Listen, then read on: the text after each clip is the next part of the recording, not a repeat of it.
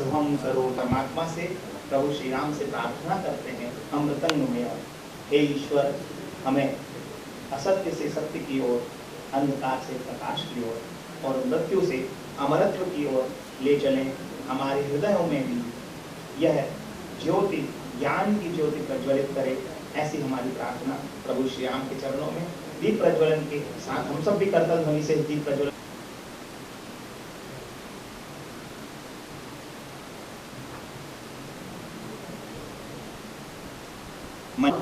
श्री राम जय राम, जय जय राम। श्री राम जय राम, जय जय राम, जय राम, जय जय राम। श्री राम जय राम, जय जय राम। श्री राम जय राम, जय जय राम। हम सब आज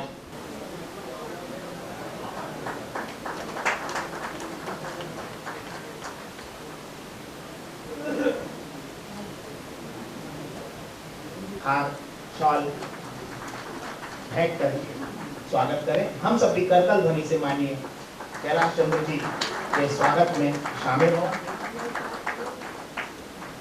हम सबका बड़ा सौभाग्य है कि आज हमें आपका मार्गदर्शन प्राप्त होगा और शॉल के द्वारा सम्मान करें। हमारे बड़े आदरणीय वरिष्ठ सहयोगी हैं, उनका सदैव आशीर्वाद हमें मिलता है, आदरणीय गोविंद अग्रवाल जी, और वे आज पधारे।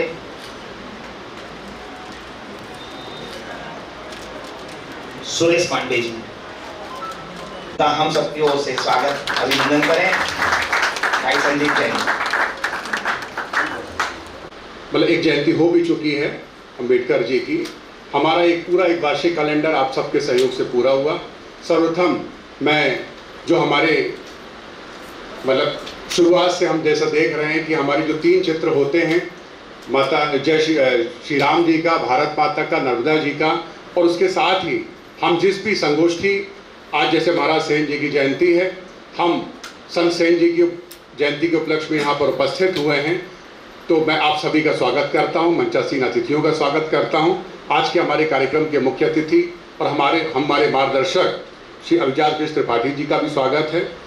आज के कार्यक्रम के हमारे मुख्य वक्ता श्री कैलाश चंद्र जी, दादा श्री गोविंद अग्रवाल जी, हमारे समरसता सेवा संगठन के अध्यक्ष श्री संदीप जैन जी, और आप सभी मंच सभागार में उपस्थित, जिनके सहयोग से समरसता सेवा संगठन का पूरा एक वार्षिक कैलेंडर और उसके 2 बड़े कार्यक्रम, कह के 3 बड़े कार्यक्रम, समरसता की कजलैया, समरसता की होली, और भगवान श्री राम का जब 22 जनवरी को पूरा विश्व में एक ऐसा अद्भुत नज़ारा था, हमने भी मालवीय चौक पर समरसता सेवा संगठन के माध्यम से उस दिन को, उत्सव को, महोत्सव को मनाया। समरसता सेवा संगठन जो उस परिकल्पना के साथ सबको जाने और सबको माने, और उसके पहले भी हमारे माननीय अध्यक्ष जी का कि सबसे पहले हम जिस विषय पर संगोष्ठी करने जाते हैं, पहले हमें पता होना चाहिए, उसके बाद हम ये कोशिश करें कि जो अल्प ज्ञान या कम ज्ञान जो हमें है, और जो थोड़ा बहुत ज्ञान संगोष्ठी के माध्यम से आप सभी विशिष्ट व्यक्तियों के माध्यम से हमें प्राप्त होता है, उस विचार को लेके आगे बढ़ते हुए संस्कारधानी का हर वर्ग, हर विशिष्ट जन, हर युवा, मातृशक्ति, जिसका हमें सहयोग भी मिलता रहा समय के माध्यम से भी, मार्गदर्शन के माध्यम से भी, तो मैं समरसता सेवा संगठन के ओर से आप सभी विशिष्ट जनों का, आदरणीय जनों का बहुत बहुत स्वागत करता हूँ। धन्यवाद। रखता है तो आज मैं आमंत्रित करता हूँ श्रीमान शरद ताम्रकार जी को कि वे आए और संगठन की ओर से आज संत सेन जी महाराज की जयंती पर अपने विचार रखें। शरद। बोलिए भगवान श्री राम की जय, श्री संत जी महाराज की जय। आज समरसता सेवा संगठन की ओर से श्री संत सेन जी महाराज की जयंती के उपलक्ष्य में हम सभी यहाँ एकत्रित हुए हैं। आज के कार्यक्रम के मुख्य अतिथि सम्मानीय श्री अभिजात कृष्ण त्रिपाठी जी एवं मुख्य वक्ता माननीय श्री कैलाश चंद्र जी, समरसता सेवा संगठन के अध्यक्ष सम्मानित श्री संदीप जैन जी, हम सबके वरिष्ठ दादा श्री गोविंद अग्रवाल जी, सचिव पचौरी जी, उज्जवल पचौरी जी एवं कार्यक्रम का कुशल संचालन कर रहे सम्मानित श्री अग्रवाल जी, उपस्थित सभी मंच के समक्ष ज्येष्ठ एवं श्रेष्ठ बंधुवर मातृशक्ति, जैसा कि हम सभी यहाँ पर एकत्रित हुए हैं, समरसता सेवा संगठन के अंतर्गत सब सबको जाने, सब सबको माने, इस विचारधारा को लेकर उज्जवल जी ने अभी हम सबको अपना जो कार्य है समरसता का, उसके विषय में बताया। संत शिरोमणि संत श्री सेन जी महाराज की हम 729वीं जयंती यहाँ आज मना रहे हैं। आपका जन्म हम सबके लिए गर्व का बात है कि मध्य प्रदेश के बुंदेलखंड बांधवगढ़ के पास में जन्म हुआ। आपके पिता श्री चंद्र जी एवं माता श्रीमती सुशीला कांता जी थी। बचपन में संत जी का नाम नंदा रखा और बाद में वो इतने धीर गंभीर, दयालु और पूजा पाठ में उनकी लगन, पेशे से नाई थे। उस समय के जो राजा वीर सिंह जी थे, उनके सेवा में उनको रखा गया, परंतु उनकी भक्ति भाव ईश्वर के प्रति इतनी थी। उस समय जो सामाजिक या धार्मिक कार्य होते थे, उसमें संत जी बढ़ चढ़कर हिस्सा लेते थे। समरसता के अंतर्गत वो हर जाति संप्रदाय में जहाँ पे भी भजन कीर्तन होता था, वो बढ़ चढ़कर हिस्सा लेते थे। इसी तारतम्य में एक घटना है जिससे कि संत शिरोमणि श्री सेन जी महाराज को उनके भक्ति के रस में डुबोकर उनको संत बनाया। एक बार एक मंडली में वो साथ में हुए और इतनी लीन हो गए कि कार्य के प्रति उन्होंने भक्ति भाव में लीन होकर राजा की सेवा में नहीं गए, परंतु उनकी भक्ति को देखते हुए स्वयं भगवान संत जी का भेष धारण करके राजा जी की सेवा की और ऐसी सेवा की कि पूरे बुंदेलखंड में उनका उस दिन जय जयकार होता रहा कि आज संत जी ने, सेन जी महाराज ने हमारी सेवा की। संत जी तो वहाँ भक्ति में लीन थे। जब वो वहाँ से मंडली से बाहर आए, भजन कीर्तन समाप्त हुआ, तो उनको याद आया कि आज हम राजा की सेवा में नहीं गए। परंतु जब वो महल की ओर जा रहे थे तो उनके जय जयकार हो रहे थे। राजा के पास जाकर उन्होंने सत्य, अपनी जो घटना थी वो बताई। राजा ने उन्हें अपने गले लगाया और अपना जो हार था वो उनके गले में पहनाया और उनके स्वागत किया और उनकी जो ईश्वर की भक्ति थी उससे प्रसन्न होकर उन्होंने कहा कि आपकी ईश्वर की भक्ति के कारण, आपका रूप धारण करके परमपिता ईश्वर हमारे पास में हमारी सेवा करके गए हैं, धन्य हैं आप। ऐसे श्री संत जी सेन महाराज की आज हम जयंती मना रहे हैं। उनके विषय में बहुत कुछ है जो कि हमारे सम्मानीय मुख्य वक्ता अपने आपके समक्ष रखेंगे। इसी शब्दों के साथ मैं अपनी वाणी को विराम देता हूं। जय जय श्री राम। भारत भूमि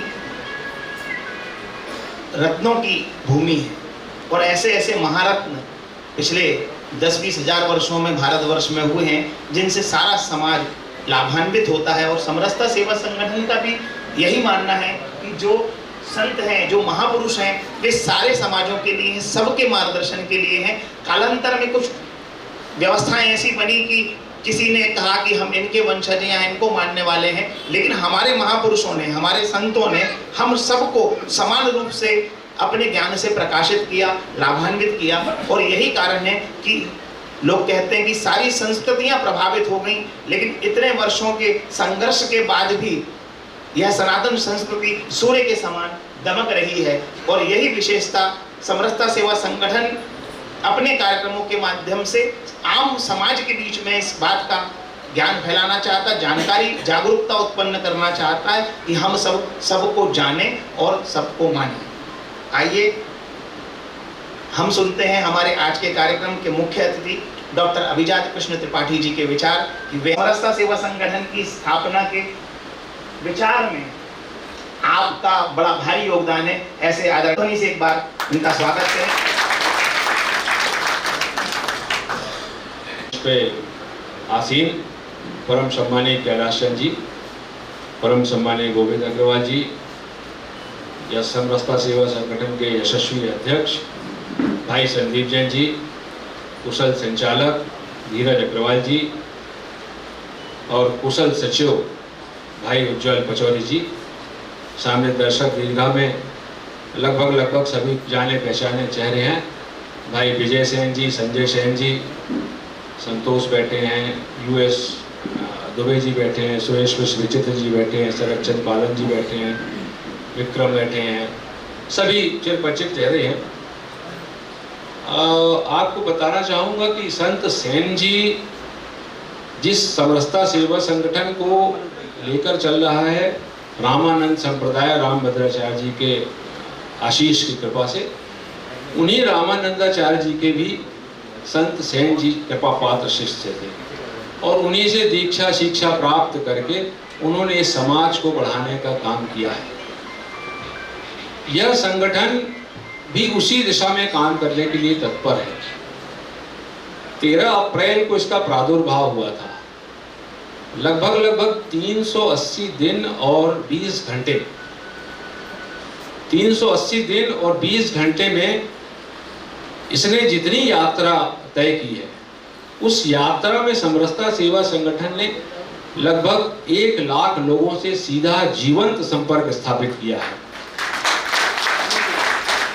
1 लाख लोगों से जीवन संपर्क ही स्थापित नहीं किया, लगभग 40 से 50 समाज, विभिन्न जाति समाज के लोगों को जोड़कर विभिन्न आयोजनों के माध्यम से विभिन्न संतों महापुरुषों के ऊपर व्याख्यान आयोजित करके धर्म के प्रति जो जागरण का अभियान चलाया है, वह साधुवाद के पात्र हैं सभी लोग। निश्चित रूप से भाई संदीप जैन जी और उनकी जो टोली है लगभग 40-50 साथियों की, वो बड़ी शिद्दत से इस कार्य को अंजाम दे रही है। क्यों नहीं होना चाहिए? क्या संत महात्माओं ने व्यक्ति विशेष के लिए अपने मूलभूत सिद्धांतों का प्रादुर्भाव किया है? क्या गुरु नानक देव जी ने केवल सिख संप्रदाय के लोगों के लिए उपदेश दिए हैं? क्या सेन जी ने सेन समाज के लोगों के लिए उपदेश दिए हैं?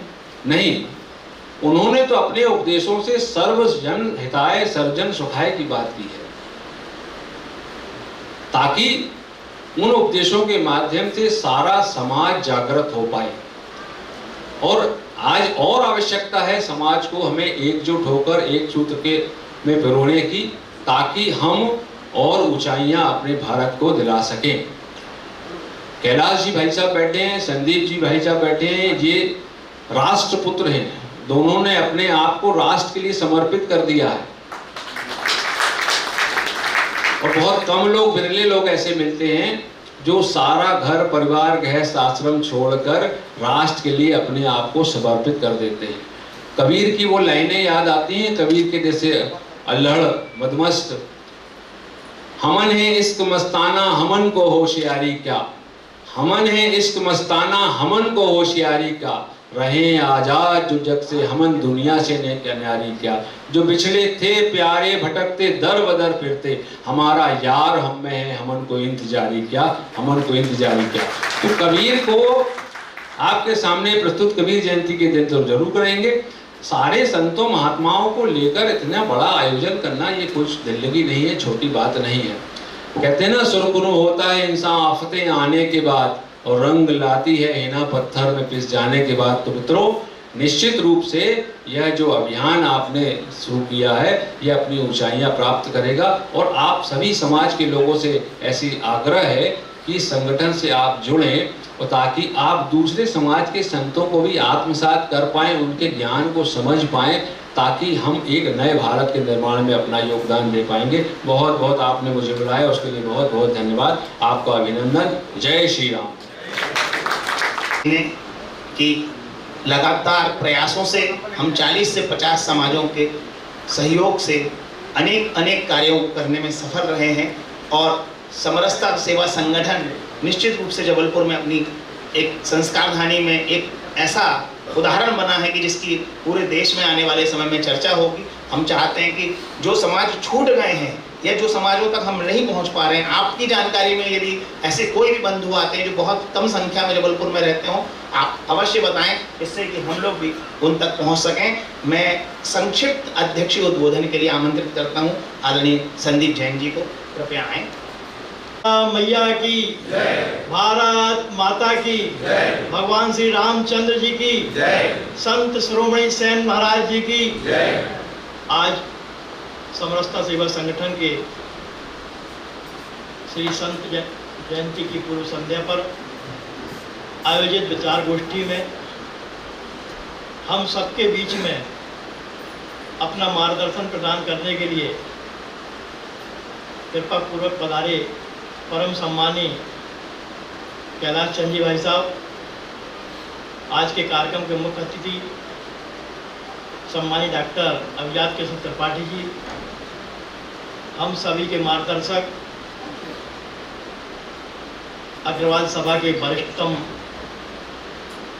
हमारे गोविंद अग्रवाल जी,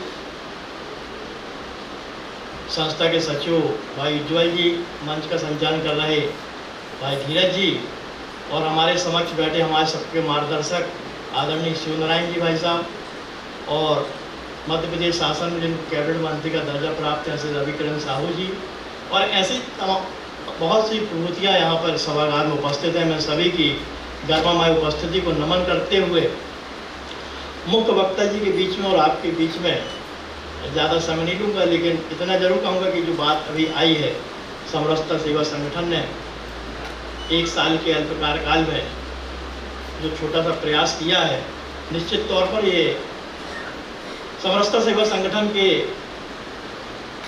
टीम के साथ साथ संस्कारधानी के उन सभी समाज के प्रतिनिधियों का बहुत बड़ा योगदान है जिन्होंने संस्था को हर समय अपेक्षित सहयोग प्रदान किया है और जयंतियों के माध्यम से, साथ ही समरसता कजलिया महोत्सव हो या समरसता होली महोत्सव हो, उसके साथ एक सामूहिक ताकत का भी, एक सामूहिकता का भी परिचय दिया है। इसका मुख्य उद्देश्य यही है कि सब सबको जाने और सब सबको माने। समरसता तभी आ सकती है जब हम सबके प्रति आदर का भाव रखें, सबके प्रति सम्मान का भाव रखें। सभी आराध्यों को, जिन्होंने भारतीय संस्कृति को, सनातन परंपरा में को मजबूत करने के लिए उन महापुरुषों ने अपना मार्गदर्शन दिया है। इसलिए आज की पीढ़ी को उन सभी को जानने की आवश्यकता और एक छोटा सा प्रयास रहा है और इसमें आप सभी के सहयोग से जो सफलता अपेक्षित मिल रही है, उसके लिए मैं पुनः एक बार आप सभी की गर्मा में उपस्थिति के लिए धन्यवाद ज्ञापित करता हूं और अपने शब्दों को विराम देता हूं। बहुत बहुत धन्यवाद।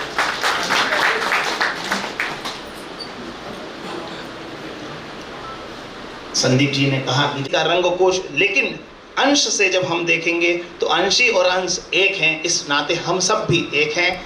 हमारे आज के कार्यक्रम के मुख्य वक्ता, बड़े सौभाग्य से हमें आज उनके मार्गदर्शन को प्राप्त करने का अवसर मिला है। परम आदरणीय कैलाश चंद्र जी, क्षेत्र प्रचार प्रमुख, राष्ट्रीय स्वयंसेवक संघ मध्य प्रदेश, कृपया पधारें और हम सबका आज के इस अवसर पर मार्गदर्शन करें। आदरणीय कैलाश। सम्मानीय गोविंद जी, संस्था के अध्यक्ष संदीप जी, सचिव जी, संचालक महोदय धीरज जी, अन्य उपस्थित जबलपुर के महानुभाव, सम्मानित मित्रों, भाइयों बहनों, कार्यक्रम करना, सेलिब्रेशन, जयंती, संभाषण, ये सामान्यतः आज के समय में कोई बहुत बड़ी बात नहीं होती, लेकिन किसी काम को लगातार करना, किसी काम को लगातार करना, करते जाना, कंटिन्यूटी यानी कर्म, जिसके कारण हम गीता के ज्ञान को जानते हैं, भगवान श्री कृष्ण को जानते हैं, ये साधारण व्यक्ति को, साधारण संस्था को असाधारण बनाती है, लौकिक को अलौकिक बनाती है। तो जो निरंतरता है, कर्म है, कर्म का सिद्धांत को व्यवहार में लाना है, वो दुर्लभ रहता है। जैसे अपने संगठन का नाम है समरसता सेवा संगठन। अब पिछले 13 महीने से आप लगातार 35 से अधिक कार्यक्रम कर चुके हैं, तो इस पर बोलना कोई मुश्किल नहीं है, किसी के लिए भी बोलना मुश्किल नहीं है। बोलना हमेशा सरल ही होता है। जैसे बार बार कहा गया, अमुक पुत्र अमुक अमुक अमुक आए हैं, मेरे लिए भी और कुछ और के लिए भी कहा गया। तो सामान्य सी बात है, तुमने बुलाया और हम चले आए, समय था, यहीं थे इसलिए आए। यहाँ नहीं होते तो नहीं आते, कोई और आया होता और वो बोल रहा होता। लेकिन मुख्य है कि हम संत सेन जी की, पूजनीय संत सेन जी की जयंती उसको मना रहे होते, ये महत्वपूर्ण है। मन नहीं होता तब भी हम उसको मना रहे होते। हम एक कंटिन्यूटी, एक निरंतरता, एक यज्ञ में आहुतियां डाल रहे हैं। तो ये बड़ा महत्वपूर्ण है, निरंतरता, आहुतियां, कर्म, ये दुर्लभ है। तो 13वीं शताब्दी के उत्तरार्ध में संत सेन जी का जन्म हुआ। यहाँ से बताया गया 729वीं जयंती उनकी हम मना रहे हैं। वैशाख कृष्ण द्वितीया यानी कल 5 मई उनकी जयंती है। उसकी पूर्व संध्या एकादशी पर हम आज यहाँ एकत्रित हैं। आज बुंदेलखंड के दूसरे एक योद्धा छत्रसाल की भी जयंती है। उसको भी पूरा देश, पूरा भारत एक श्रद्धा स्थान पर, वीर योद्धा के स्थान पर मनाता है। ऐसी भारत की धरती पर पुरातत्व वेताओं में वाकणकर जी, उनकी भी आज जयंती है। पूरे विश्व में उन्होंने पुरातत्व को लेकर अलग जगाई। भीम पैट का जो स्थान है, जो एक घोषणा करता है वर्तमान सारी की सारी जो ज्ञान है, जानकारियां हैं पुरातत्व की, उसके अनुसार वो 35,000 वर्ष से अधिक पुराना भीमपेटका का स्थान है और अधिकतम 1 लाख वर्ष तक वो जा सकता है। ऐसा उन्होंने खोज के निकाला कि भारत की धरती पर, मध्य प्रदेश की धरती पर 1 लाख वर्ष पूर्व भी ऐसा जनजीवन था जो ऐसी चित्रकला जानता था कि तब के बने हुए चित्र हैं, तब के बनाए हुए रंग हैं, उनको आज भी देखा जा सकता है, समझा जा सकता है। मनुष्य जीवन का जो उत्थान है, मनुष्य जीवन के जो भिन्न भिन्न पक्ष हैं, उनको उन्होंने उकेरा है। ऐसे उसको पहचानने वाले उनकी भी जयंती आज के दिन पर है। इस प्रकार से वाकणकर जी अपने छत्रसाल और संत सेन ऐसे महत्व के दिवस पर आज हम इस कार्यक्रम में उपस्थित हैं। तो हम जब किसी को संत कहते हैं, नाम एक संत ना लगाओ तो और छोटा नाम हो जाएगा सेन, और महाराज बोलते हैं तो थोड़ा सा नाम सा लगता है, संत सेन महाराज, और छोटा सा नाम लगता है। तो ये दूसरा छोटा शब्द संत लगता है। इस संत के जो लक्षण है, गुण है, उसका पहला गुण, पहला लक्षण है समदर्शी, समभावी। यहाँ उसी का समरसता लिखा है। तो समदर्शी, समभावी, ये एक दुर्लभ गुण है। किसी प्रकार का भेद नहीं, जाति भाषा वर्ग भिन्नता हैं कितने मिथ्याभिमान, क्षेत्र क्षेत्र के स्वार्थ उभारे, ले अपनी अपनी पहचान। राष्ट्र भाव का करें जागरण, बांट चलेंगे सब खाई। समदर्शी होना, समभावी होना, वो भारत के पिछले 1000 वर्ष में जो विपत्तियां आई है, इससे निकलने का, भारत की फॉल्ट लाइन पर जो भारत के विदेशी शक्तियां या ब्रेकिंग इंडिया मूवमेंट काम कर रही है, उससे देश को निकालने का मार्ग है। यानी एक ही गुण संत सेन जी का जब हम कहते हैं, वो समदर्शी थे, समभावी थे। तो समदर्शी ये संत का वैशिष्ट्य है। जब उसका अभाव होता है, हमने प्रसंग सुना होगा, खेतड़ी के राजा अजीत जी के वहां बहुत देरी से 11-12 वर्षों के विवाह के पश्चात संतान हुई। विवेकानंद वहां कार्यक्रम में थे, उनके कार्यक्रम में पुत्र तो हुआ था, उसकी खुशी थी, पर विवेकानंद उस राजमहल में आए थे, उनके सम्मान में बहुत बड़ा आयोजन किया गया और वहां एक कुशल नर्तकी मैनाबाई उसको बुलाया और विवेकानंद यानी नरेंद्र, उन्होंने जाने से मना कर दिया। ऐसी नर्तकी गाने बजाने वाली के कार्यक्रम में मुझे सन्यासी को नहीं जाना चाहिए, वो नहीं गए।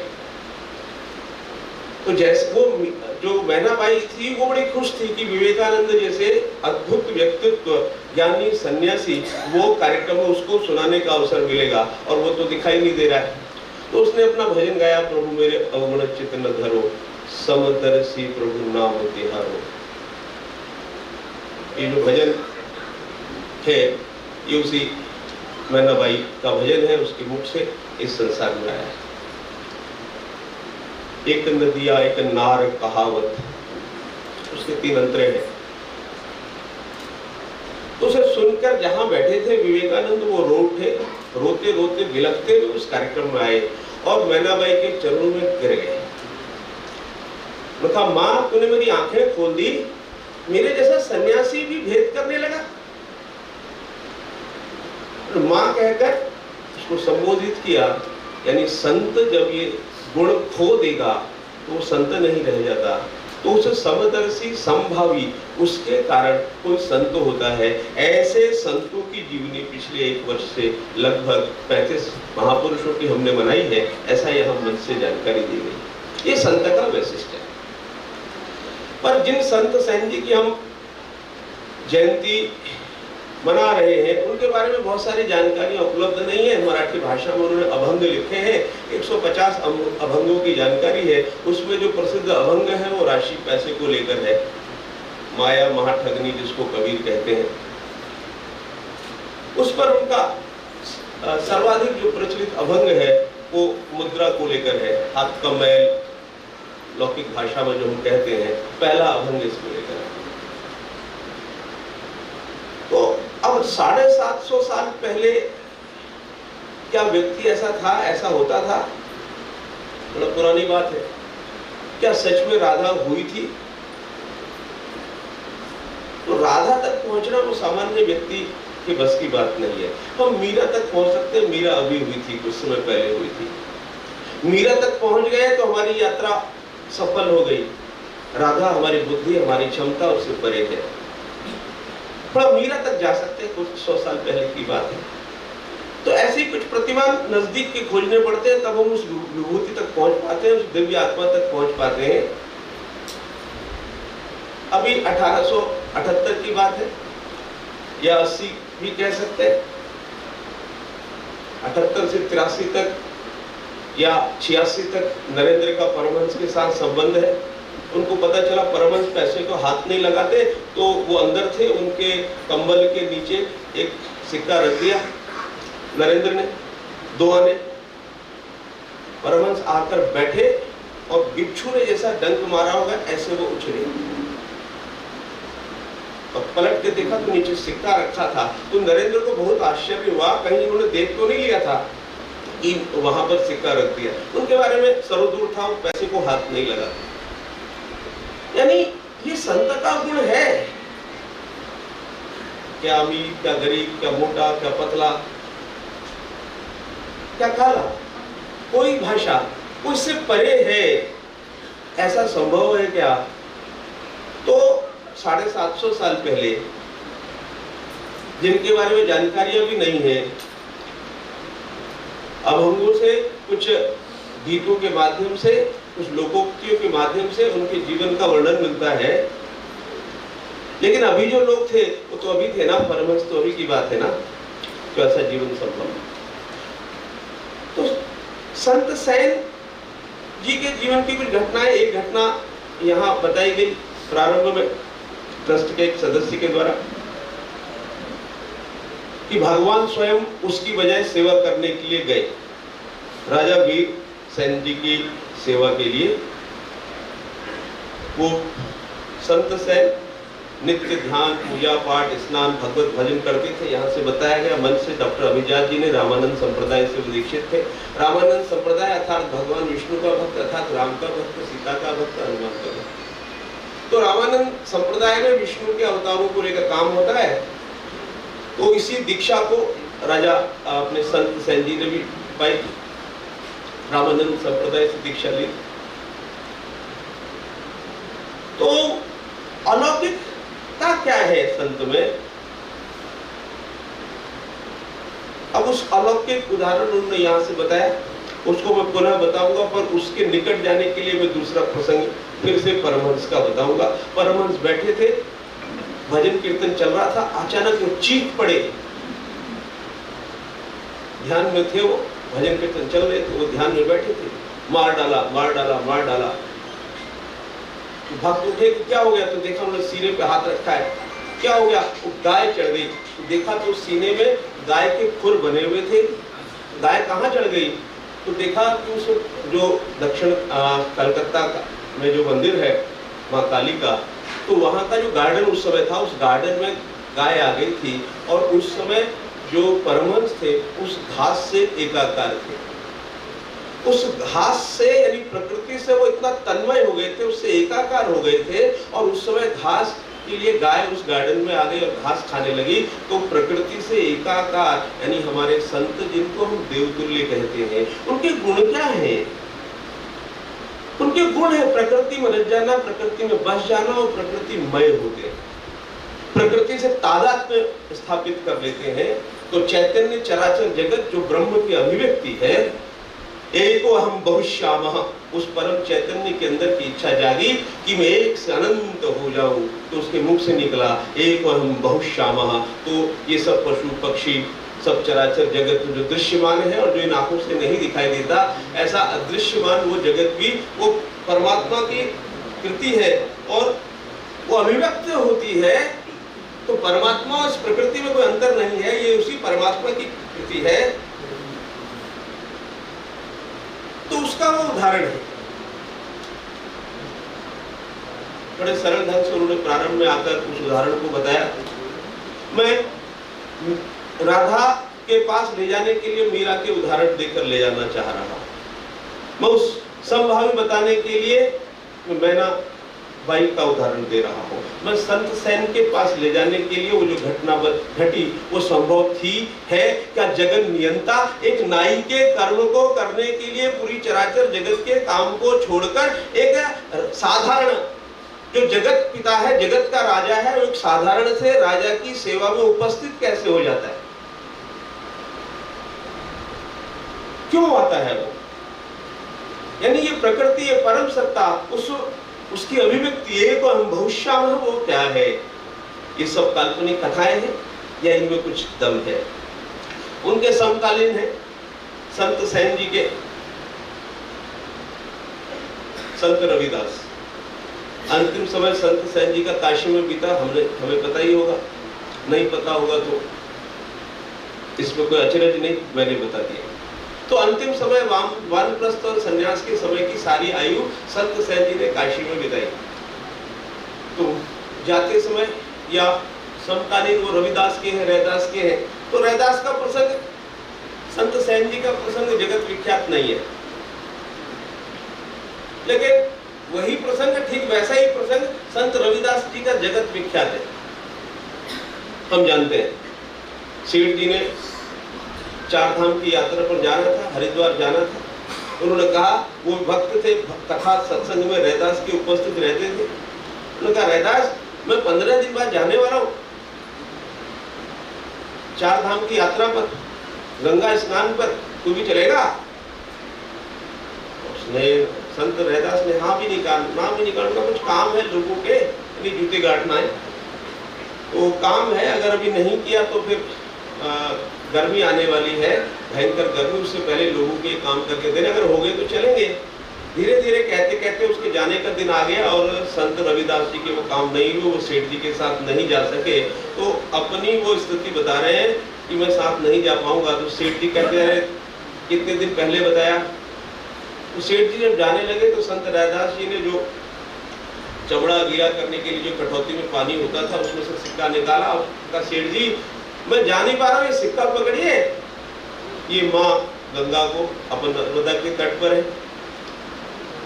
वो गंगा के, तो उनका ये गंगा को ये सिक्का माँ को देना। सेठ जी ने सिक्का ले लिया। तो संत रैदास ने कहा कि एक बात और है सेठ जी, ये सिक्का देते समय माँ को बताना, आप जब स्नान कर रहे हो, कि आपके परम भक्त रैदास ने ये आपके लिए भेजा है, मां लेने आएगी तो देना, नहीं आएगी तो मत देना, वापस ले आना, बहुत मेहनत की कमाई है, मत देना, लेने नहीं आएगी तो। सेठ जी ने कहा, ऐसा कहीं होता है क्या? बात ये कहीं क्या, और तो चढ़ाया जाता है, ले लिया उन्होंने सिक्का, ठीक है, आएगी तो दूंगा वरना ले आऊंगा। सेठ जी ने डुबकी लगाई, प्रसंग हमको पता है सबको। अचानक उनको याद आया, रैदास का सिक्का उन्होंने निकाला और फेंकने वाले थे, याद आया रैदास ने कहा था माँ के हाथ में देना। तो उन्होंने, सेठ जी ने उच्चारण किया, हे माँ गंगा, आपके परम भक्त रैदास ने ये राशि आपको समर्पित कीजिए, कृपया स्वीकार करिए। कथा प्रसंग के अनुसार गंगा का जलनुमा हाथ आया और वो हाथ में से सिक्का लेकर गया। कथा प्रसंग के अनुसार तुरंत दूसरा हाथ आया और सोने का एक कंगन आया और वो सेठ जी के हाथ में दे गया और आकाशवाणी प्रतीत हुई सेठ जी को, मेरे भक्त रैदास को मेरी ओर से सप्रेम गिफ्ट। उनको कुछ समझ में आया नहीं आया, पर ये दोनों घटनाएं हो गई, एक ले गया एक हाथ दे गया, ये सब हुआ। सेठ जी आए, समझ ही सकते हैं, 750 साल पहले, 13वीं शताब्दी का उत्तरार्ध। आज भी ईमानदार लोगों की कोई कमी नहीं है, एक से बढ़कर एक ईमानदार लोग हैं। परहित को धर्म मानने वाले, जीने वाले लोग आज भी लाखों की संख्या में, उस समय तो और ईमानदारी ज्यादा ही थी, तो वो सिक्का, वो कंगन था, वो दे गए।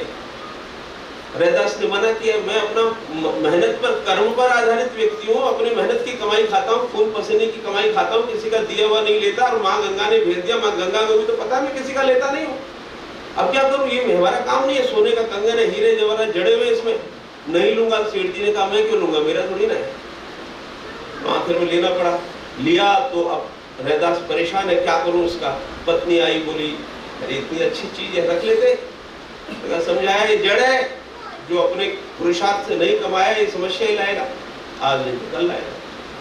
संत यानी ये संत, ये जो इस बात को समझता है, इसको जीता है कि इसमें मेरे खून पसीने की कमाई, वो स्वयं पालन करता है, उसके लिए मार्गदर्शक बनता है, इसलिए वो संत है। संत का ये व्यवहार है, उसका चरित्र है।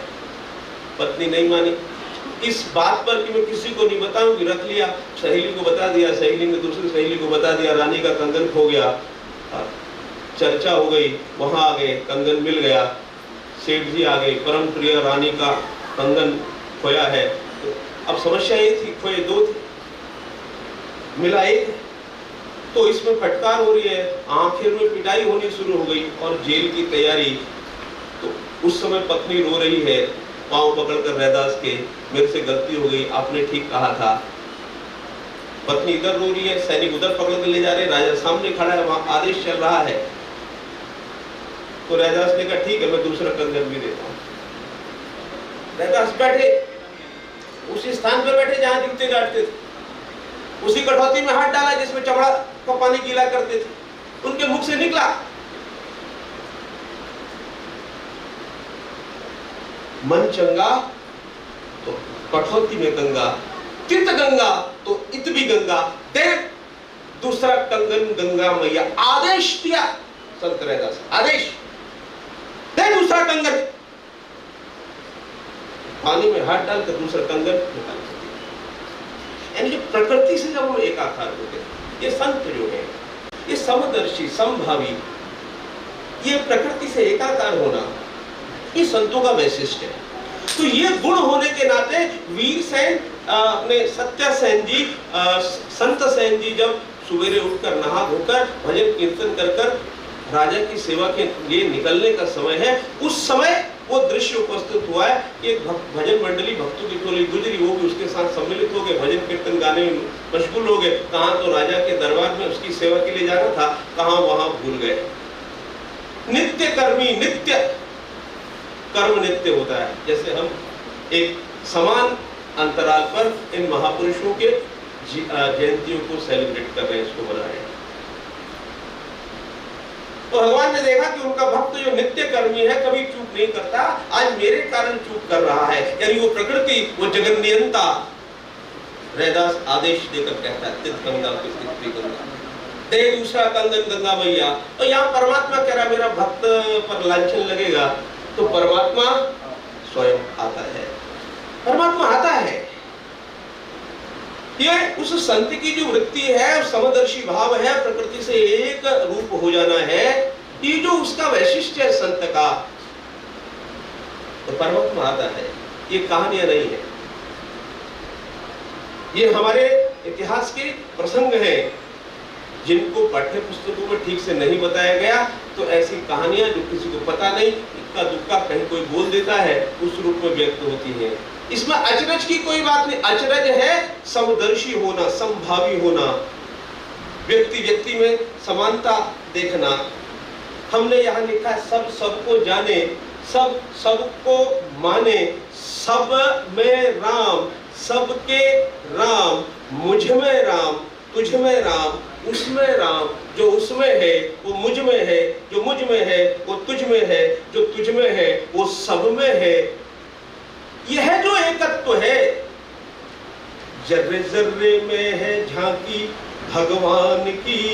ईशावास्यमिदं यत्किंचित् जगत काम जगत, सृष्टि के कण कण में परमात्मा है, वो सृष्टि के कण कण में है। और हम शास्त्र कह रहे हैं आत्मा सर्वभूतेषु यः पश्यति स पंडितः, जो आत्मा मेरे अंदर वही सामने वाले के अंदर है। आत्मा एक ही होती है, सब में राम, सबके राम, मुझ में राम, तुझ में राम। जो तुझ में है वही मुझ में है। मैं इससे आगे क्या कहूं? जो मुझ में है, ये भक्त कहता है, जो गंगा को आदेश देने का सामर्थ्य रखता है माता को, वो कहता है जो मुझ में है वो तुझ में, शुरू करता है जो तुझ में है वो मुझ में है, और समापन करता है जैसे कान्हा यशोदा को कह रहे मैया मोरी मैं नहीं माखन खायो, आखिरी छंद में कहते हैं मैया मैं ही माखन खायो। तो भक्त भी वो शुरू करता है जो तुझ में है वो मुझ में है, जो मुझ में है वो सब में है, लेकिन बोलते बोलते समापन करते करते वो छंद समाप्त करता है जो मुझ में है तुझ में है। यानी भक्त भगवान का इतना समर्पण रहता है, उसके कारण से वो दो नहीं एक हो जाता है। ऐसा जो प्रकृति के साथ हो जाता है, प्रकृति ही ईश्वर है। तो हमारे जो संत है वो प्रकृति मय है, तो उस प्रकृति से एकाकार होने के कारण से, सब में राम देखने के कारण से, उसके कारण उनको कथा में, कहानियों में, भजन में, कीर्तन में भी परमात्मा दिखता है, कर्म दिखता है। इसमें संत सेन जी लग गए हैं, और परमात्मा उसके कारण कि मेरे भक्त को परेशानी ना आए वो आ रहे हैं, और उनकी सेवा, परमात्मा का स्पर्श राजा को हो, सेवा मिले तो राजा की क्या स्थिति होगी? रोम रोम जर्रा जर्रा पुलकित हो उठा, ऐसा आनंद कभी आया नहीं। और राजा जो है उत्साह से नाच रहा है, क्या हो गया मेरे शरीर को। वो वहां भजन गा रहे हैं संत सेन, और राज्य में, शहर में राजा की प्रसन्नता, आज की सेवा से राजा कितने प्रसन्न है, राजा का पुलकित पुलकित रोम रोम पूरे शहर में चर्चा। और यहाँ ये भजन गा रहे हैं, भजन पूरे हुए तो वहां से निकले और राजमहल की तरफ दौड़े दौड़े गए। आज बहुत गलती हो गई है, आज तो राजा नाराज होगा। गेट पर चौकीदार ने रोक लिया, कहाँ जा रहे हो? ये तुम्हारा घर है, सवेरे का टाइम था, तुम आए, सेवा की, चले गए, अब दोबारा क्यों आ रहे हो? क्या कुछ भूल गए हो? सवेरे टाइम पर जाने की कर्मचारी को अनुमति होती है ना। आई कार्ड टाइम पर दिखाना, टाइम खत्म हो गया, सेवा समाप्त, अब क्यों जा रहे हो? उन्होंने कहा सेवा तो तब समाप्त होगी जब मैं आया हूँगा, मैं तो आया ही नहीं, मैं तो फंस गया था रास्ते में। कहता मैंने आए थे तुम, मैंने देखा तुम आए थे, तुम गए हो, तुम्हारी तो आज की सेवा की चर्चा है पूरे शहर में, राजा गदगद है। राजा को इससे पहले इतना प्रसन्न कभी नहीं देखा, इतना प्रसन्न है राजा। ने कहा अरे भाई मैं नहीं आया, मैं तो ऐसे था। अगला दरबारी तो संत सेन जी को पता चला आया तो था कोई ना कोई, और मेरा वेश लेकर कौन आ सकता है, उस परमात्मा के अलावा सामर्थ्य किसके?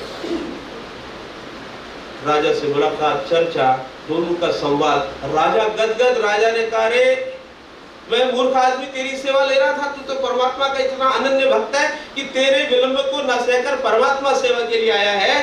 राजा ने गले लगाया, चाकरी तो की, पर मित्रवत उस दिन के बाद मित्रवत चाकरी संत सेन जी की राजा के दरबार में थी। यानी परमात्मा को बुलाने का सामर्थ्य, प्रकृति को आदेश देने का सामर्थ्य संत का रहता है। वो संभाव समदर्शी, ये जो गुण है ये दुर्लभ है, संत इनसे जाने जाते हैं। उनकी जयंतियां, उनके स्मरण का पर्व सामाजिक समरसता संगठन कर रहा है। हम उस पवित्र कार्य को कर रहे हैं, उनके जीवन को का स्मरण कर रहे हैं। पर इस सारे काम में, इस भाषण में मेरे जैसे लोग आएंगे, अब बाकी को पता नहीं, अपना तो मैं कह सकता हूँ, आएंगे भाषण झाड़ेंगे चले जाएंगे, इससे कोई काम होता है क्या? भाषणों से कोई काम होता है क्या? तो क्या हमारे मन का विकास हो रहा है, नहीं हो रहा? जिन महापुरुषों के जीवन को लेकर हम काम कर रहे हैं, उनका स्मरण कर रहे हैं, इस सारे काम में हमारे मन के विकास की क्या स्थिति है? कल्प वृक्ष की एक कथा है। ये संत, ये हृदय की पवित्रता, अपनी पवित्रता, अपने संपर्क में आने वालों के ऊपर लाने वाले लोग, उनके संपर्क में आने के पश्चात वो संतत्व व्यक्ति के हृदय में प्रवेश करता है। तो हमारे मन का विकास हो रहा है, तो क्या हम संभावी समदर्शी बन रहे हैं? क्या हमारे संपर्क में आने वाले लोग संभावी समदर्शी बन रहे हैं? क्या उनके व्यवहार में पवित्रता आ रही है? वो निर्दोष हो रहा है, वो पवित्र हो रहा है? तो वो कल्प वृक्ष की एक कथा है। राजा जंगल में भटक गया, सेना से बिछुड़ गया। बिछुड़ने के बाद भूखा प्यासा दर दर की ठोकरें, और रास्ते की खोज में निकलता घोड़ा भी छूट गया और जंगल के अंदर बढ़ता जाता। दिशा विपरीत हो गई, दिशा का भ्रम हो गया, अंधेरा हो गया। राजा को अब डर लगने लगा, भयंकर हिंसक जीव है, कैसे रात्रि में जीवित रहूंगा। एक पेड़ पर वो चढ़ गए, देवयोग से वो कल्प वृक्ष का पेड़ था। राजा ने थोड़ी सांस ली तो ध्यान में आया थोड़ा सुरक्षित जगह आ गया हूं। तो पहला विचार राजा के मन में आया, काश कि कहीं से पानी मिल जाता। कल्प वृक्ष में राजा बैठा, राजा को पता नहीं पानी आ गया। राजा ने शीतल जल पिया, आनंद आ गया, जितना चाहा उतना मिला। राजा ने कहा पानी की प्यास बुझ गई, काश सवेरे से भूखा हूं, भोजन मिल जाता। भोजन आ गया, व्यंजनों की थाल पर थाल। खाना खाने के बाद राजा की इच्छा हुई कि काश की सोने की व्यवस्था हो जाती, पलंग मिल जाता। पलंग भी आ गया, राजा बैठ गया। अभी सोने जा ही रहा था, उसे लगा यार मेरे मन में विचार आता है, पानी आ जाए, पानी आ जाता है, भोजन आ जाता है, जो मन में विचार आ जाता है, कहीं ऐसा तो नहीं इस वृक्ष में कोई भूत प्रेत राक्षस तो नहीं? मन में विचार आया, वो आया, अरे बाप रे, बिल्कुल सही सोचा मैंने। मैं यही सोच रहा हूँ, पानी कौन ला रहा है, दूध कौन ला रहा है, ये भोजन की व्यवस्था कौन कर रहा है? अरे बाप रे, ये तो बड़ा खतरनाक सा दिख रहा है, कहीं ऐसा तो नहीं ये मेरे को खा जाए। मन में विचार आया, राक्षस ने उठाया, खाया। तो हमारे मन में इस प्रकार के विचार आते, ये ऐसा है, ये वैसा है, ये अच्छा आदमी नहीं, ये बुरा आदमी है। दिन भर लोगों की तैसी तैसी, एक बार सवेरे हो जाए, चाय पी ले, और उसके बाद जो रात्रि सोने तक हम लोगों के बारे में सोचते कहते हैं, और किसी समय हमारे बारे में उसके मुंह में सरस्वती बैठ जाए, वैसा हो जाए, फिर वो हो जाता है। अरे कभी तो परमात्मा सुनेगा हमारी। तो ये जो दिन रात सुबह शाम अपने मित्रों, बंधुओं, समाज के लोगों, उनके बारे में ये जो नकारात्मक जो विचार मन में आता है, संतत्व इससे निकालने का मार्ग है। तो ऐसे कार्यक्रम, ऐसे संतों का, ऐसे कार्यक्रमों में विचार करते समय हम अपने मन का विकास कर रहे नहीं कर रहे, हमारा मन बड़ा हो रहा है नहीं हो रहा, या जाति, मेरा समाज, मेरी भाषा, मेरी बोली, इसी में फंसे हुए हैं। कहने के लिए वो सबको जाने, सबको माने, पर हम काम करना चाहते हैं। यहाँ कार्यक्रम भी सामाजिक समरसता का हो रहा है, सबको जानने का हो रहा है, बातें भी सब में राम की हो रही है। क्या मेरा राम जाग रहा है? क्या मेरे मन की अयोध्या प्रखर हो रही है? क्या मेरे मन की अयोध्या में रामत्व जाग रहा है? क्या मैं राममय सकल जगत सिया राममय सब जग जानी, ऐसे इन संतों की चर्चा करने के बाद मेरे में कोई प्रगति हो रही है, मेरे मन का विकास हो रहा है, या मैं वैसा ही हूँ? कार्यक्रम में आता हूँ, जाता हूँ, सब सुनता हूँ और मैं वैसा का वैसा ही हूँ। तो भाई इससे तो होने वाला नहीं है। राम आए, कृष्ण आए, स्वयं रामकृष्ण परमहंस आए, संतों की इतनी बड़ी मालिका है, माताओं की इतनी बड़ी मालिका है, वीरांगनाएं हैं, संतत्व है, माता अनसुईया जैसी स्त्रियां, माताएं हैं जो ब्रह्मा विष्णु महेश को अबाध शिशु बना देती। ये वो भारत है। तो इतना लंबा चौड़ा इसका इतिहास है, एक से बढ़कर एक महापुरुष, एक से बढ़कर एक संत इस समाज में है। इसके होने के बाद भी हमारे बीच में ये गड़बड़ क्यों है? ये सामाजिक समरसता संगठन बनाकर और कार्यक्रम किए जा रहे हैं, और समाज में कुछ इस प्रकार के सेवा कार्य के क्यों की जगह इसमें क्यों लगे? हम जाग क्यों नहीं जाते? जाग जाएंगे तो भाषण की जगह प्रैक्टिकल करना पड़ेगा। तो क्यों इतने मालिकाएं हैं महापुरुषों के, इतने अवतारी महापुरुष हुए, फिर भी ऐसा क्यों है? ये सारा ज्ञान हमारे पास है, ये भाषण भी एक प्रकार की जानकारी है, ज्ञान। तो ज्ञान का जब तक हम व्यवहार नहीं करते तो धर्म अपने उत्कर्ष, अपने संपूर्ण कलाओं के सहित आता नहीं। महापुरुषों की, संतों की वाणी को व्यवहार में लाना पड़ता है। वो व्यवहार में न लाने के कारण से बहुत से प्रयत्न दिखते हैं, वो सफल नहीं होते हैं। व्यवहार में जब तक नहीं लाएंगे, संतत्व, संत सेन, ये व्यवहार का नाम है। संत व्यवहार आचरण का नाम है, धर्म आचरण का नाम है। तो यह आचरण हमारे अंदर आ रहा है तो वह होगा, ये सनातन टिकेगा। संत प्रकृति से जब एकमय होता है तो वो कहता है, ये देश मेरा, ये धरा मेरी, ये गगन मेरा, इसके लिए बलिदान हो प्रत्येक कण मेरा। ऐसे समरस समाज के लिए वो काम करता है। तो अच्छे मैं भी कर रहा हूं यहां से, अच्छे स्लोगन, अच्छी बातें ये व्यवहार में जैसे जैसे आएंगी, हमारे आसपास के लोगों में आएंगी, तो वह समरस वातावरण बनेगा, जिसको लेकर यह देश जहां पहले था या नहीं, सांच बराबर तप नहीं, झूठ बराबर पाप। उस सत्य के लिए राजा हरिश्चंद्र ने अपनी पत्नी, अपने बेटे को नीलाम, स्वयं सहित नीलाम किया। यानी हम सत्यान्वेषी हैं, हम धार्मिक हैं, धर्म का पालन करते हैं, ईश्वर के भक्त हैं। अर्थात क्या है? उसका पहला गुण है हम सत्यान्वेषी हैं, सत्य बोलते हैं। पश्चिम दिशा से उदय हो भानु, गंगा उलटी बहे सतानु।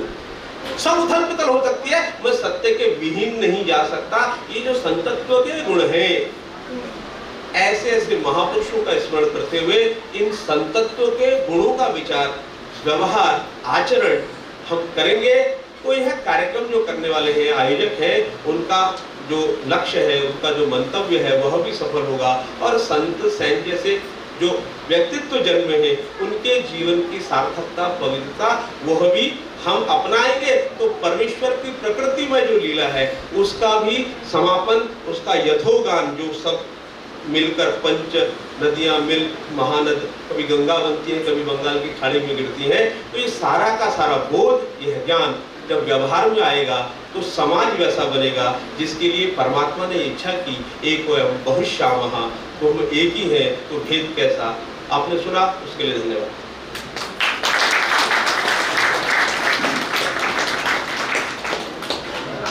संतों की वाणी को, इस ज्ञान को अपने व्यवहार में उतारना है, ऐसा मार्गदर्शन आदरणीय कैलाश चंद्र जी के माध्यम से हम सबने प्राप्त किया। संतों के गुणों की विवेचना की, वे समदर्शी होते हैं, प्रकृति से एकाकार हो जाते हैं, और हम सबको भी अपने भीतर उन गुणों को प्रकाशित करना चाहिए और करना ही होगा। तभी हम निश्चित रूप से भारतवर्ष के लिए जो कल्पना करते हैं उसको साकार कर पाएंगे। कार्यक्रम के 2 चरण होते हैं। प्रथम चरण में हम विचार गोष्ठी करते हैं और द्वितीय चरण में हमारी जो विभूतियां होती समाज की, उनका हम सम्मान करते हैं। तो कार्यक्रम के द्वितीय चरण की ओर हम चल रहे हैं। संतोष भैया आप आ जाइए।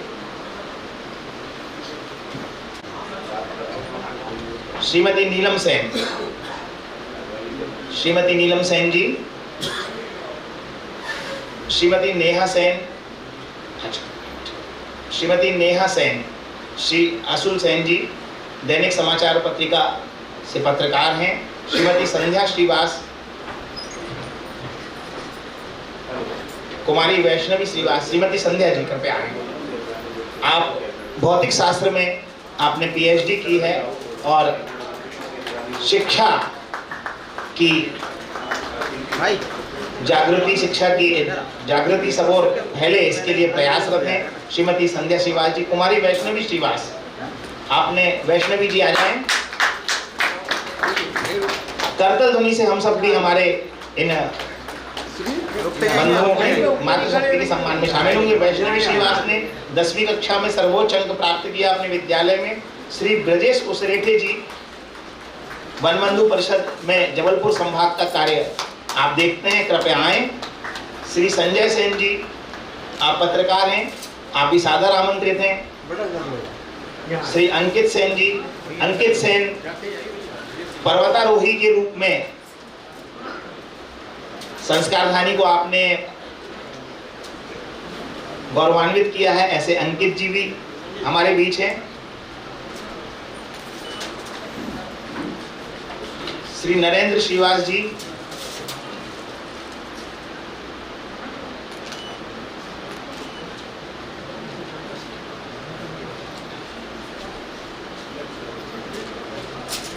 श्री नरेंद्र श्रीवास, आप तृतीय श्रेणी कर्मचारी संघ सभा के अध्यक्ष हैं, पनागर से हमारे बीच पधारे हैं। श्रीमती शोभा सेन जी, कृपया करतल ध्वनि से हम सब भी सम्मान समारोह में शामिल हो। अंकित जी ने बहुत बड़ा कार्य किया है, संस्कार धानी का चिर परिचित चेहरा है, ऐसे अंकित जी कभी सम्मान हुआ। श्रीमती शोभा सेन जी, आप धनगावा ग्राम पंचायत की सरपंच हैं। श्री लालजी प्रसाद सेन, राष्ट्रपति पुरस्कार से सम्मानित, आप कंपनी कमांडर हैं होमगार्ड्स में। श्रीमती नीलम जी, श्रीमती नीलम राकेश श्रीवास जी, आप कैंसर से संबंधित अनुसंधान। भाई साहब थोड़ा सा। श्रीमती नीलम उसरेटे जी, जो कि कैंसर के अनुसंधान से संबंधित पत्रिका का प्रसारण करती हैं।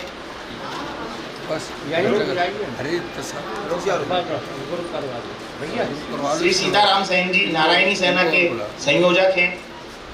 श्री विनम्र श्रीवास, नौ प्रदेश एवं जबलपुर दर्पण प्रबंध संपादक हैं। हम बोल दे रहे हैं अरे हो गया। हाँ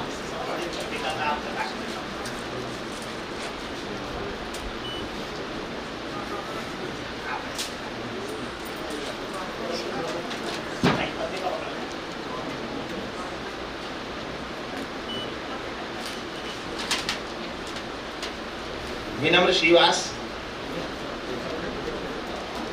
आ जाइए, आप आ जाइए। बाद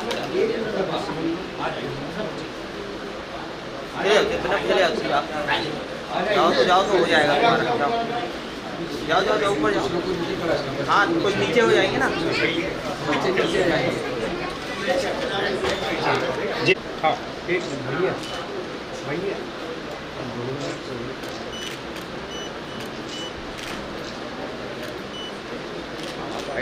बस रहा है।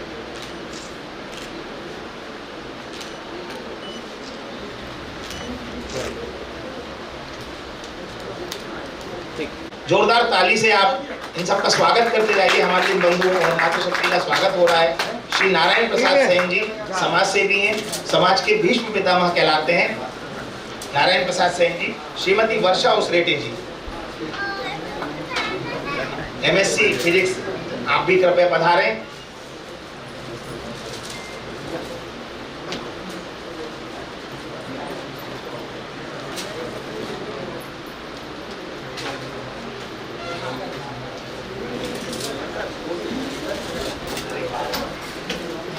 वर्षा उसरेटे जो हैं आपकी विद्यार्थी भी हैं, रही हैं, मतलब गुरु और शिष्या जी दोनों साथ में हैं।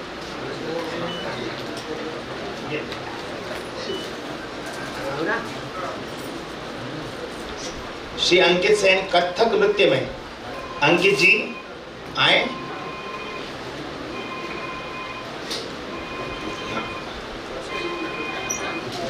श्रीमती शशिकला सेन जी साहित्यकार हैं, मध्य प्रदेश विद्युत मंडल से सेवानिवृत्त हैं, कृपया पधारें।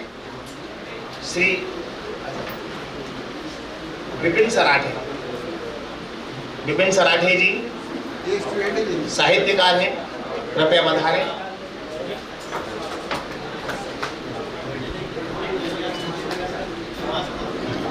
श्री नरेश श्रीवास, आप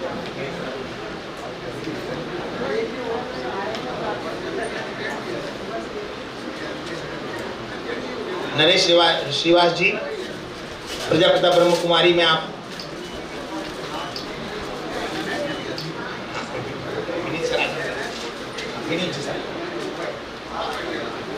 श्री राकेश श्रीवास पत्रकार ANI न्यूज एजेंसी, कृपया पधारें। श्रीमती इंदिरा श्रीवास सेवानिवृत्त पोस्ट मास्टर हैं आप, और हॉकी खिलाड़ी के रूप में भी आपने। साइड हो जाइए थोड़ा सा। श्रीमती इंदिरा श्रीवास, श्री विकास सेन जी अध्यक्ष पार्लर एसोसिएशन भी हमारे बीच हैं, कृपया वे भी पधारें। और नंदिनी श्रीवास, आप 10वीं कक्षा में अभी हैं? अच्छा, अरे वाह जी जी, अच्छा हॉकी में है, वॉलीबॉल जी, क्षमा चाहूंगा मैंने कुछ गलत जानकारी दी। श्रीमती इंदिरा श्रीवास जी सेवानिवृत्त पोस्ट मास्टर हैं, और वॉलीबॉल में आपका विक्रम अवार्ड भी है। जोरदार करतल ध्वनि से इनका अभिनंदन हम सब करें। बेटिया नंदिनी श्रीवास भी हमारे बीच आ गई हैं। नंदिनी आए, आपने 10वीं कक्षा में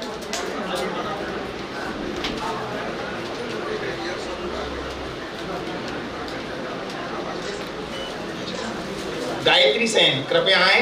गायत्री जी भी यहाँ आ चुकी हैं। आपको भी 10वीं कक्षा के परीक्षा में अत्यंत मेधावी विद्यार्थी के रूप में यहाँ सम्मानित किया जा रहा है।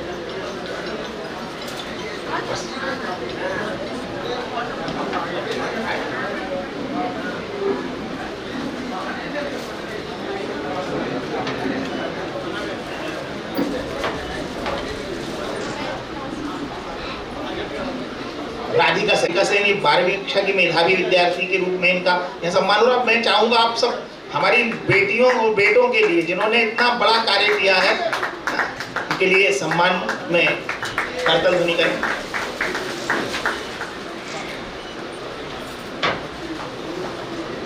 मुकेश सेन जी, मुकेश सेन जी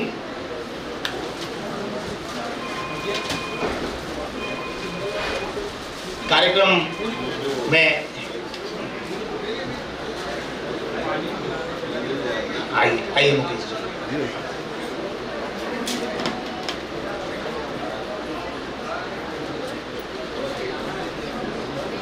कार्यक्रम का सम्मान का क्रम संपन्न हुआ है। मेरा आग्रह है कि आभार प्रदर्शन के बाद आप सभी जलपान ग्रहण करने के पश्चात ही यहाँ से प्रस्थान करेंगे। हमारे मुख्य अतिथि को आज एक और कार्यक्रम में जाना था, चूंकि विलम्ब हो रहा था तो वे समरसता सेवा संगठन के साथ पहले दिन से ही सहयोगी के रूप में हमारी यात्रा में सहभागी हैं। आइए अतुल पांडे जी कृपया आज के कार्यक्रम का आभार प्रदर्शन करें।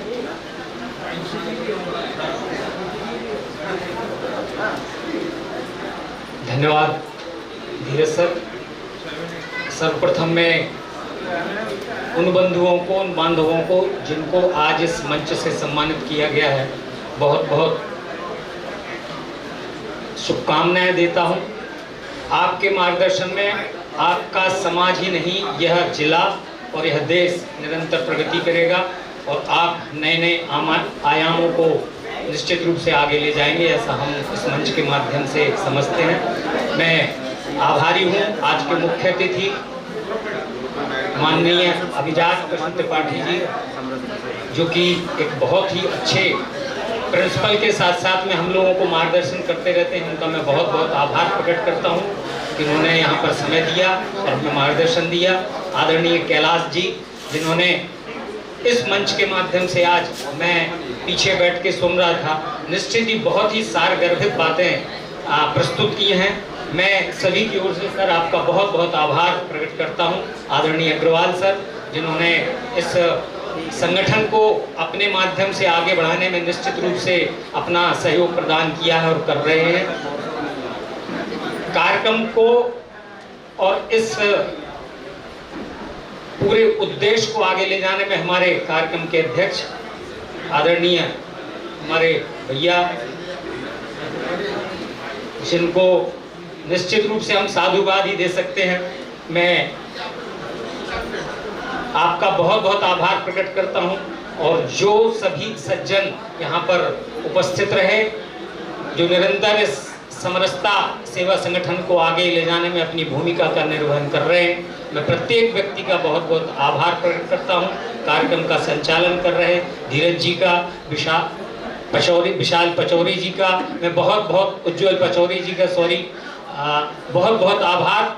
निश्चित रूप से आप एक संगठन के माध्यम से इस संगठन को बहुत आगे ले जा रहे हैं। बहुत बहुत धन्यवाद और बहुत बहुत आभार। जैसा कि धीरज जी ने बताया है कि स्वल्पाहार की संक्षिप्त सी व्यवस्था है, कृपया स्वल्पाहार लेकर जाएं। धन्यवाद। जय हिंद, जय भारत। से सम्मान हो रहा है।